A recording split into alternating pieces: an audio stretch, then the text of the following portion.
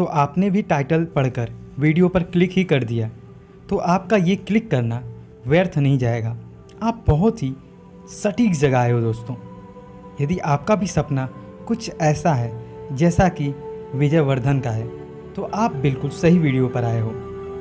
दोस्तों, कहानी शुरू करते हैं उससे पहले मैं आपसे एक छोटी सी रिक्वेस्ट करना चाहता हूँ। यदि आप चैनल पर नए हैं तो प्लीज़ चैनल को सब्सक्राइब और वीडियो को लाइक ज़रूर कर दें, क्योंकि ये कहानी ऐसी है जिसमें आप खो सकते हैं और हो सकता है कि आप दोबारा होश में ना आए, क्योंकि उसके बाद से आप अपने सपनों के लिए जी जान लगाने वाले हैं। तो अभी वीडियो को लाइक और चैनल को सब्सक्राइब ज़रूर कर लें। तो दोस्तों, सुनाते हैं आपको ये कहानी जो आपको इतना इंस्पायर कर सकती है कि आप जो चाहें वो करने पर मजबूर हो सकते हैं, यदि आप इस वीडियो के उस उद्देश्य को समझ सकें जो एक ड्रीमर ही समझ सकता है। तो दोस्तों, ये कहानी है हरियाणा के विजयवर्धन की। अपनी असफलताओं को अपनी ताकत बना लेना, कोई इनसे सीखे। दोस्तों, विजयवर्धन इंटर के बाद इंजीनियरिंग कॉलेज में एडमिशन कराते हैं और ग्रेजुएशन कंप्लीट होने के बाद वह गवर्नमेंट जॉब के लिए छोटे बड़े कई एग्ज़ाम दिए, परंतु ना जाने उनकी मेहनत या कहते हैं ना भाग्य का भी साथ होना ज़रूरी है, कुछ तो था जो मिसिंग था। इसी कारण इस छोटे बड़े हर एग्ज़ाम में हर बार उनके हाथ असफलता ही लगती थी। अभी तो ये कहानी का शुरुआत था दोस्तों। कई एग्ज़ाम देने के बाद जब कहीं सिलेक्शन नहीं हो रहा था तो होते हैं ना घर परिवार, और घर परिवार से ज़्यादा तो परेशान वो होते हैं जो हमारे घर के अगल बगल के पड़ोसी होते हैं, और उन पड़ोसियों से भी थोड़ा ज़्यादा मुझे लगता है वह परेशान होते हैं जो हमारे रिश्तेदार होते हैं। तो घर वालों पर भी प्रेशर होता है कि इतने साल से लड़का पढ़ रहा है, कर क्यों नहीं रहा कुछ। ऐसा ही विजयवर्धन के साथ भी हुआ। कुछ समय के बाद लगातार असफलताओं के कारण उन्हें भी प्रेशर मिलने लगा कि यदि नहीं कोई गवर्नमेंट एग्ज़ाम निकल रहा है या कोई जॉब नहीं मिल रही है तो घर वापस आ जाओ, आकर कोई छोटी मोटी दुकान खोल लो या तो फिर खेती बाड़ी में हाथ बटाओ। परंतु दोस्तों, कहते हैं ना कि सपना जो देखता है वह उसी को दिखता है, बाकी सब लोग तो सिर्फ उस सपने को साकार होने पर ही देख सकते हैं। और शायद यही वजह था कि विजयवर्धन सबकी ताने सुनने के बावजूद भी अपनी पढ़ाई जारी रखी। एक बार वह जब इन्हीं तानों से निराश होकर अकेले में बाहर बैठे हुए थे, तब उन्हें इस हालत में भी यूपीएससी क्लियर करने जैसा विचार आया।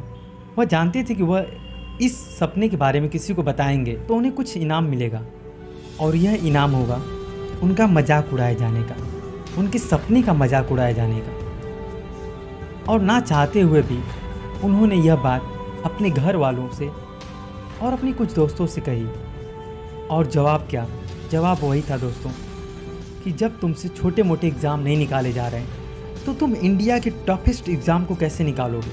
पर इसके बावजूद भी विजयवर्धन ने मुड़कर पीछे नहीं देखा और वह यूपीएससी के प्रिपरेशन के खातिर दिल्ली चले जाते हैं। दिल्ली जाकर उन्होंने अपने उन सारी छोटी मोटी कमियों पर काम करना शुरू कर दिया जो उन्हें हर बार किसी ना किसी वजह से कुछ नंबर से असफल कर देती थी।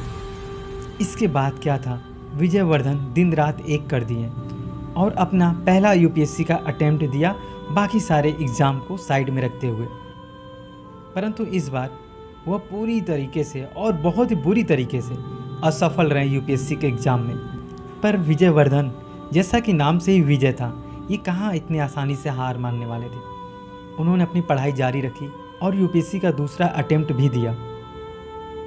इस बार वह मेंस में फेल हुए और इसके बाद उन्हें भीतर से लगने लगा कि वह यह एग्ज़ाम क्रैक कर जाएंगे, और इसके बाद वह लगातार अपनी पढ़ाई पर और फोकस होते गए और उन छोटी मोटी कमियों को लगातार दूर करते गए जो उन्हें तब से अब तक असफलता ही दिखा रही थी। यूपीएससी के तीसरे अटेम्प्ट में वह इंटरव्यू तक पहुँचे, परंतु इस बार भी सिलेक्शन नहीं हुआ। सब ने कहा वापस आ जाओ, सब कुछ छोड़ दो, वापस आ जाओ घर। परंतु वह सबकी बातों को अनसुना करते हुए यूपीएससी का 4th अटेम्प्ट भी दिए। इस बार भी वह इंटरव्यू तक गए, परंतु फाइनल रिजल्ट में वह कुछ नंबर से सेलेक्ट नहीं हो पाए। और उनकी इतनी असफलताओं को देखकर मुझे तो यही समझ में आता है दोस्तों कि वो किसी मूवी का डायलॉग है ना कि जब तक तोड़ेंगे नहीं तब तक छोड़ेंगे नहीं। शायद ऐसा ही कुछ विजयवर्धन ने भी ठान लिया था और वह 2018 में अपना 5वां अटेम्प्ट यूपीएससी एग्ज़ाम दिए। पर इस बार सब कुछ बदलने वाला था दोस्तों, क्योंकि जब फाइनल रिज़ल्ट आया तो उनका रैंक 104 बना हुआ था और इस रैंक के साथ वह आईपीएस ऑफिसर बनने का अपना सपना पूरा कर लिए। दोस्तों, अपने ही एक इंटरव्यू में उन्होंने बताया कि इंजीनियरिंग करने के बाद वह छोटे बड़े लगभग 30 एग्ज़ाम दिए, परंतु हर में असफलता ही हाथ लगी। और 5 अटेम्प्ट उन्होंने यूपीएससी का भी दिया, जिसमें 5वें अटेम्प्ट में वह आईपीएस ऑफिसर बने। इसलिए दोस्तों कहते हैं ना, जब आप सही ट्रैक पर होते हो तो आपको एक इंटरनल एनर्जी, एक इंटरनल सेल्फ कॉन्फिडेंस होता है कि आप जो कर रहे हो वह सही है और आप उसे कर लोगे। और यह विश्वास सिर्फ तुम्हें ही होता है। और यदि तुम चाहते हो कि यही विश्वास और कोई तुम पर कर ले तो आई थिंक तुम रॉन्ग हो। और वैसे ही जैसे विजयवर्धन के सब ने मजाक उड़ाया, वैसे मजाक तुम्हारा भी उड़ाया जाएगा। इसलिए जो चीज़ तुम्हें सही लग रही है और जिसे लेकर तुम्हें सेल्फ बिलीव है वह तुम कर जाओगे।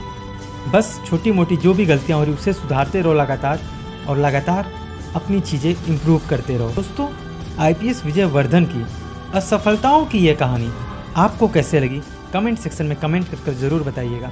वैसे चैनल पर नए हैं तो प्लीज़ चैनल को सब्सक्राइब और वीडियो को लाइक ज़रूर करिएगा। मिलते हैं नेक्स्ट वीडियो में, तब तक के लिए जय हिंद, जय भारत।